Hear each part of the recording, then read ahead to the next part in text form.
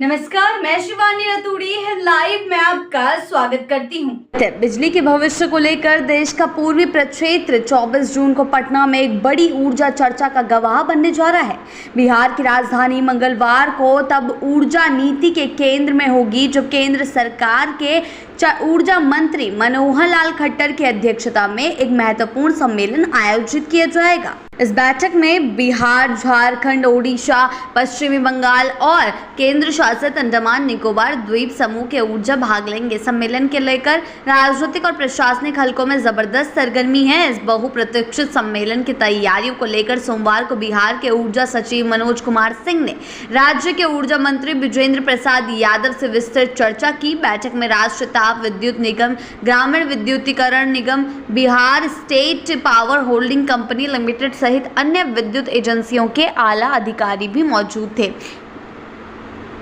SBPDCL के MD Mahendra Kumar और NBPDCL के MD राहुल कुमार भी बैठक में शामिल रहे। सम्मेलन की खास बात यह है कि इसमें केवल वर्तमान चुनौतियों पर नहीं बल्कि भविष्य की ऊर्जा जरूरतों को लेकर ठोस रणनीति पर विमर्श होगा। 2030 तक बिजली की मांग और उपलब्धता खपत के स्तर में संभावित बढ़ोतरी, ट्रांसमिशन और वितरण प्रणाली की मजबूती, साइबर सुरक्षा जैसे अहम मुद्दों चर्चा के केंद्र में होंगे। इसके अलावा ट्रांसमिशन सिस्टम के आपातकालीन बहाली, बिजली की द्वीप योजनाएं और वितरण कंपनियों की आर्थिक सेहत जैसे विषयों पर भी राज्य के अनुभव और चुनौतियों को साझा किया जाएगा। सम्मेलन को लेकर केंद्रीय ऊर्जा मंत्री मनोहर लाल खट्टर ने खुद बिहार के ऊर्जा मंत्री विजेंद्र यादव को औपचारिक आमंत्रण भेजा है। और बता दें कि खट्टर मंगलवार सुबह पटना पहुंचेंगे और होटल में आयोजित होने वाले इस सम्मेलन की अध्यक्षता करेंगे।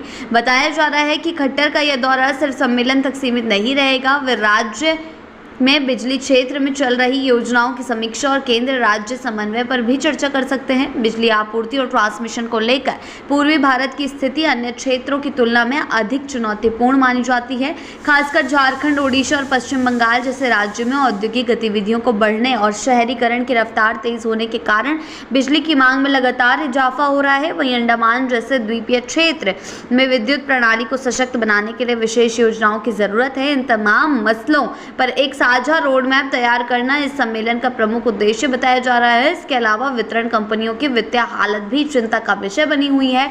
घाटे में चल रही बिजली कंपनियों को कैसे पुनर्जीवित किया जाए, इस पर भी व्यापक मंथन होगा। संभावना है कि केंद्र सरकार की ओर से कुछ नई योजनाएं या अनुदान मॉडल भी इस बैठक में राज्य के सामने पेश किए जाए।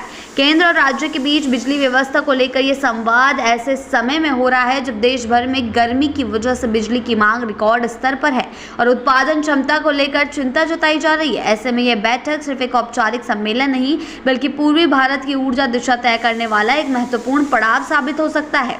बिहार के लिए भी यह सम्मेलन बड़ी अहमियत रखता है। राज्य ने हाल के वर्षों में बिजली क्षेत्र में कई बड़े सुधार किए हैं और बिजली पहुंच को लेकर उल्लेखनीय प्रगति भी की है। अब जब देश भर में ऊर्जा के वैकल्पिक स्रोतों और ग्रीन एनर्जी की चर्चा जोरों पर है, बिहार इसमें किस भूमिका में होगा यह भी बैठक में स्पष्ट हो सकता है।